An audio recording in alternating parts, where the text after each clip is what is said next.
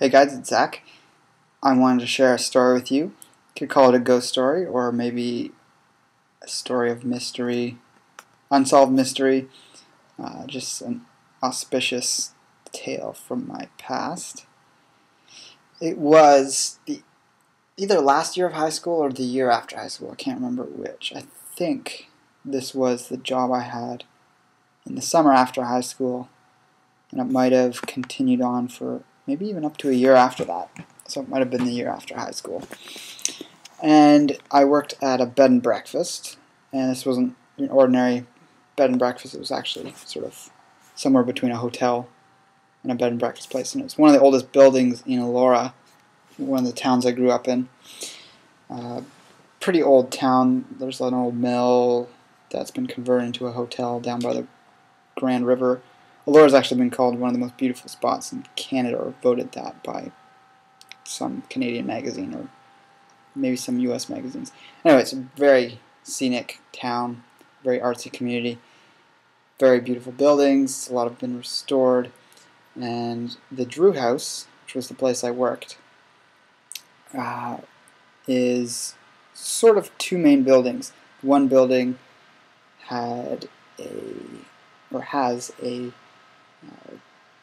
sort of very old-fashioned kitchen run by an authentic Basque chef, really great guy, and it has, I think, 4 or 6 bedrooms above that. It's almost like an old barn that's been converted into sort of a rustic kitchen and dining area.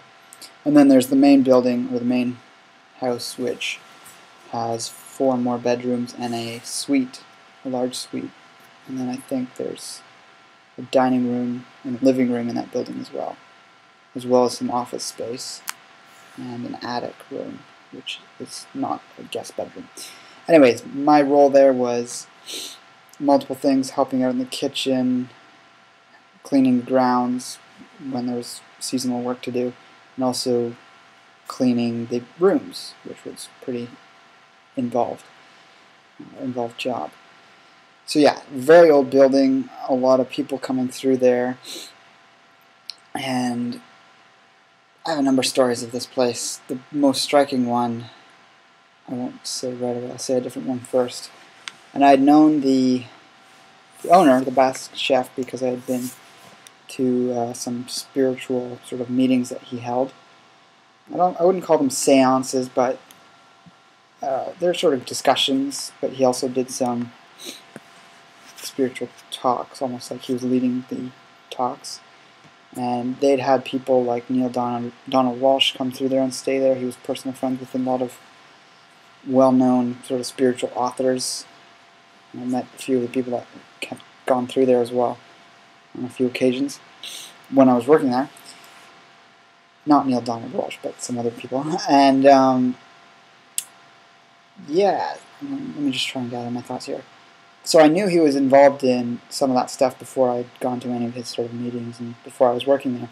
And shortly after I started working there, I did go to one of the meetings, or the sort of, it was a very social thing. It wasn't like a formal meeting. Anyways, I had been sitting in this room with a bunch of people, just sort of getting to know everyone, and it hadn't officially started, and I kept this sort of very old-fashioned room in terms of the way it was put together. And I was sitting there, and out of the corner of my eye, I kept seeing what looked like a white, what would you call this? Man, the words slipped out of my mind. Things that cover windows. Anyways, I was seeing a white one out of the corner of my eye, almost like flitting, like as if it was a very thin one that was blowing in the wind, except it was evening, there was no wind, and the windows were closed. And the drapes, that's the word, weren't even white. But if I was sitting with drapes behind me, I kept what I thought was something out of the corner of my eye flapping. That was white. And I had this strange feeling about it. It wasn't really reaching any conclusions about it, but then maybe like halfway through that meeting, Roger, the owner of the place, was talking about some of the spirits he said lived on the premises that were friendly. His take on them was that they were friendly. One was what he called a ghost. There's a name for her. But he described her as living in that actual room, or generally staying in that room. And she was someone who had actually lived on the premises before. And she was a being that decided to stay. And he actually described her as wearing a white dress and being very much enjoying social atmosphere and being around when people were doing that. So yeah, that was an interesting little... That was sort of my first experience there of anything sort of paranormal. Unfortunately, the other experiences I had there were less pleasant. I had one instance when I was probably only me and Roger on the grounds. Roger was in that other building doing something in the kitchen. That was sort of his main thing, was the cooking. As a chef, that was his passion. And there was no one around in the buildings, even though they were all out for the day, or it was in between guests, I can't remember.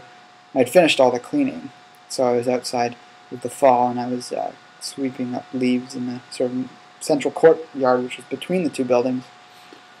And the ground floor that was facing me, the windows that were closest to me were of the suite, which was the sort of room that was bigger than the other rooms. The other rooms were sort of just like beds.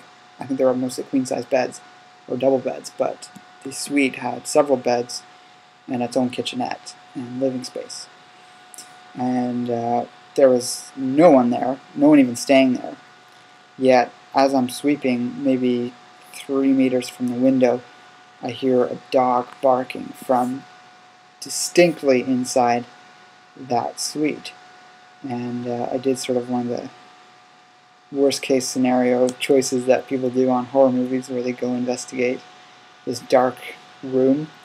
So I just went in and looked around. There was nothing there, and then continued on. But that kind of got my heart racing. It was peculiar. It was definitely not just something bouncing off the wall. It was distinctly coming from inside the building.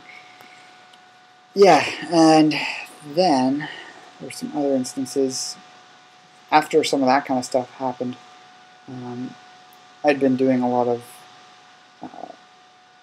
work and interest in spiritual stuff at the time, even going so far as doing healing work with energy healing, really getting into meditation myself and ritual magic and things like that.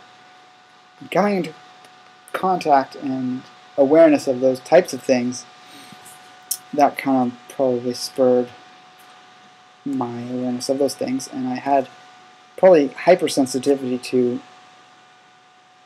probably stuff left by people in rooms. So whenever you're cleaning other people's stuff, you're going to come into contact with that kind of stuff. But this was in sort of the budding phases of my interest in health, but also spirituality and these things. And I had a number of very odd experiences cleaning the room, such as doors shutting behind me when no one else was there, feelings of very cold breath in the back of my neck, very intense prickles that would come out of nowhere if I was doing laundry in the basement. So yeah, actually at that point I ended up quitting that job for that reason. It was a little too intense, too many things going on in that very old, very odd building. Yeah, I just wanted to share that. And I'm curious as to if anyone else has had experiences like that. And if so, make a video response or talk about it in the comments. Alright, talk to you guys later.